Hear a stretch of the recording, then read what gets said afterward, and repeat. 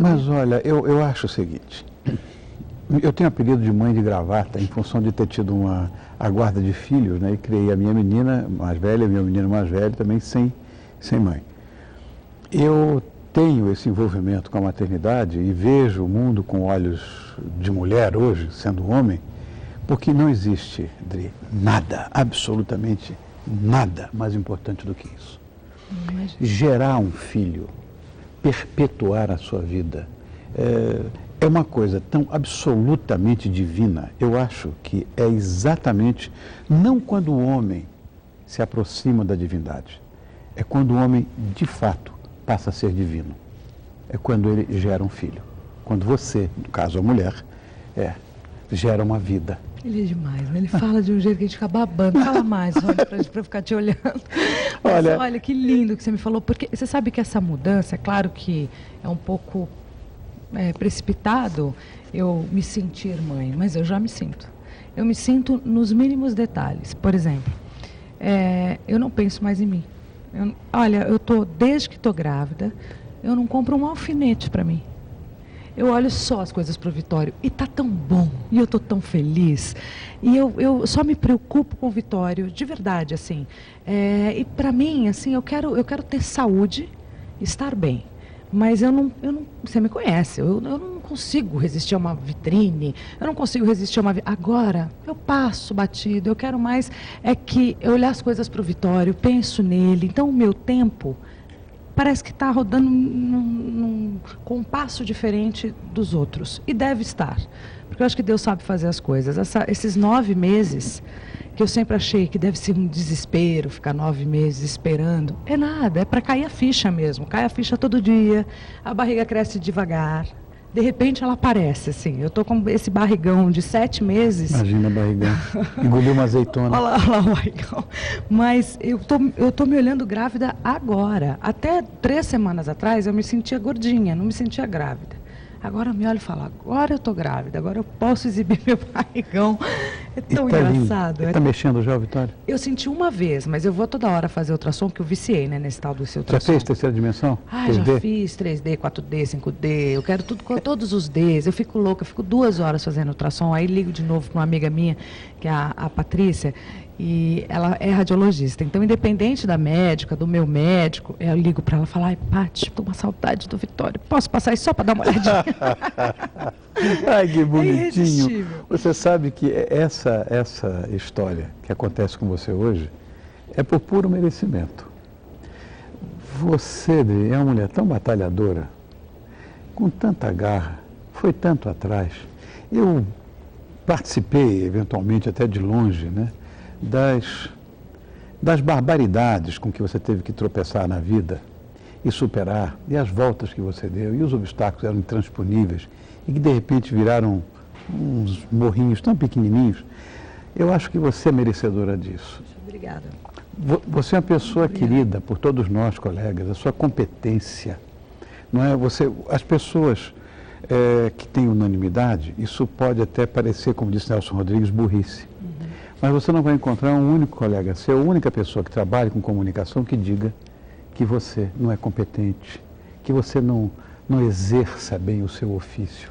É uma coisa de primeira grandeza e você sabe disso. E amor, sabe? Eu amo tanto o meu trabalho, mas eu amo tanto que eu não consigo explicar para as pessoas, assim, a paixão que eu tenho, o quanto eu me preocupei com a gravidez, inclusive, de ficar fora do ar. Falei, meu Deus, como é que eu vou superar ficar um tempo sem trabalhar? Porque para mim era inconcebível, porque eu tive que trabalhar a vida inteira para sustentar. De repente encontrei um caminho que eu conseguia me sustentar a minha família, através daquilo que eu tinha muita paixão. Então isso é um privilégio, porque tem tanta gente que tem que trabalhar por obrigação, mas o prazer mesmo é fazer uma outra coisa, e de repente aquela outra coisa não rende nada financeiramente, ela não consegue se sustentar. Então eu me sinto privilegiada, porque eu trabalho com aquilo que eu amo e consigo sustentar minha família com aquilo que eu sei fazer bem. Então eu acho que essa coisa do talento, da competência, que eu não olho para trás e falo assim, não, eu sei que me pertence, porque eu sei que eu faço bem porque eu gosto, eu me dedico, eu ralo. Se precisar eu trabalho de graça, trabalho de madrugada, eu sou assim. Eu não consigo me imaginar uma dondoca, jamais, mas jamais. Não importa quanto eu tenho de dinheiro, Eu jamais vou olhar e falar, tô super bem, vou dar uma descansada. Não é do meu temperamento. Nunca faria isso também na minha vida. Porque tem gente que fala, se eu ganhar na loteria e ficar muito rico, eu vou parar com tudo. Eu continuo trabalhando, porque eu amo o que eu faço. Olha, eu sei da tua ligação com a dona Ema. Eu tenho ligação assim com meu pai também. E ele me ensinou uma coisa que eu achei importantíssima. Se você fizer aquilo que você gosta, você corre o risco de não trabalhar um único dia sequer da sua vida. Olha que maravilha. É verdade. Então, eu acho que é exatamente isso. Nós ficamos endorfinados, ou sei lá, algum neurotransmissor funciona de uma outra maneira, porque a gente faz exatamente aquilo que gosta. Voltando, dona Ema, você acha que você vai ser a dona Ema do Vitória? Ah, eu quero, porque a minha mãe foi uma grande mãe e continua sendo uma grande mãe, porque ela conseguiu administrar, e claro que o filho também tem um papel importante nessa história. A minha adolescência, eu já trabalhava muito, eu já era rimo de família, então eu não tive uma adolescência como a gente escuta por aí, fica meio rebelde. Eu não tinha esse tempo. Eu estudava e trabalhava e tinha um sono danado, tinha que dormir. Então a balada ficou para depois. Os namorados ficaram para depois. Também eu fui a forra, né? mas ficaram para depois. Então eu tinha uma vida um pouco diferente das adolescentes normais. Mas foi nesse momento em que normalmente os filhos dão muito trabalho para os pais, é que eu me aproximei profundamente da minha mãe. E foi uma escolha nossa. Eu acho que minha mãe escolheu naquele momento ser minha amiga, além de ser minha mãe, e eu escolhi ter a minha mãe como confidente e transformá-la na minha melhor amiga. E isso eu tinha 15 anos quando aconteceu. E eu me lembro do dia, meu pai morreu. Falei, bom, e agora? Meu pai morreu muito cedo, ele era meu grande amigo. Mas até então eu tinha uma vida assim, trabalho, escola, mas eu ainda era uma menina, mas eu tive que me transformar rapidamente numa mulher e falar, bom, agora eu não posso deixar minha mãe cair. O meu irmão já estava envolvido com drogas, então era uma pessoa que exigia cuidados da minha mãe especialmente, ela tinha que realmente cuidar muito mais dele do que de mim. E a renda era minha. A gente ficou 6 meses sem receber a aposentadoria do meu pai naquela época. Foram 6 meses que ou eu trabalhava ou não tinha dinheiro para pagar a luz. E foi nesse momento em que eu me aproximei muito da minha mãe. E assim até hoje.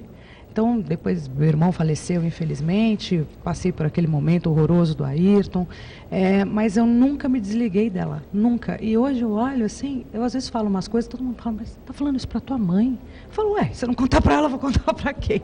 Então, tudo que eu quero na vida é ter essa relação com o Vitório, só que antecipar. Desde sempre eu quero ser amiga dele, não depois de uma determinada idade. Eu acho que é importante os pais se aproximarem, conversarem mais com seus filhos.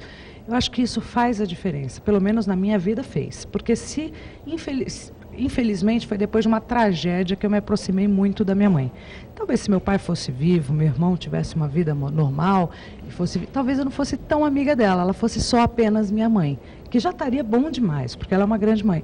Mas o que me enche de orgulho é poder olhar e levar minha mãe comigo, fazê-la participar da minha vida. Eu vejo ela trabalhando com o meu produtor, com o Tid, com o Nelsinho, que é meu assessor de imprensa há tantos anos. Eu vejo eles juntos, às vezes eu não estou, mas ela está com os meus amigos. Isso me enche de orgulho, sabe? Porque eu percebo que ela faz parte da turma. E é assim que eu gosto, e é assim que eu gostaria de ser para o Vitório. E assim será. Tomara. Fala a qualidade que você mais admira na sua mãe, que você falou tanta coisa dela, tem alguma mais importante? Porque essa tua relação, ela é linda, mas é mais do que isso, rara, porque isso, neste mundo de imediatismo, já não existe quase. Mas eu aguentei um pouquinho, viu? Não agora, mas quando eu era mais menina, eu falava, olha lá vem a família do Remi, essa não larga da mãe, mãe de Miss, aquela lá que é tempo todo. Aqui na Gazeta, eu estava entrando aqui, isso me relembrou tantas coisas, porque eu vim tanto nessa emissora, trabalhei muito aqui, tinha um Atim Espirro que eu vinha cantar, imagina. Clodovil, eu passei por aqui, na época era o grande Lafon, o diretor do Clodovil. Foi. Então eu vim aqui algumas vezes e minha mãe sempre comigo, e todo mundo sacaneava, olha lá, tá vendo? E eu nunca liguei para isso, eu nunca dei a mínima. E eu vou te dizer, se tem uma qualidade da dona Ema que às vezes machuca, e minha mãe, ela é querida, mas põe meu pé no chão, né? Então, o primeiro puxão de orelha que eu levo é sempre dela. Apesar de eu ter bom senso, e eu tenho 37 anos de idade, e às vezes eu vejo ela me dando um esporro, como se eu tivesse 15, sabe? Eu falo, será que ela pensa que eu sou adolescente? Pensa. Acho que pensa. Eu penso assim dos meus. Eu falo, não é possível que ela está falando isso para mim, na frente dos meus amigos, a essa altura do campeonato. Pois ela fala. Então, uma das grandes qualidades, ela não guarda, ela fala e é honestíssima. Então, assim, mesmo que ela me machuque muito, depois a gente resolve, mas ela vai falar na lata mas sem nenhum problema. Ela me lembra rapidamente de onde eu nasci, qual é o endereço, minha casa está lá, que é a Casa da Lapa. Minha mãe nunca deixou nem vender, nem alugar aquela casa. Ela me lembra rapidinho, me pega, vamos lá, conversar um pouquinho. As reuniões são lá, então é melhor não ir.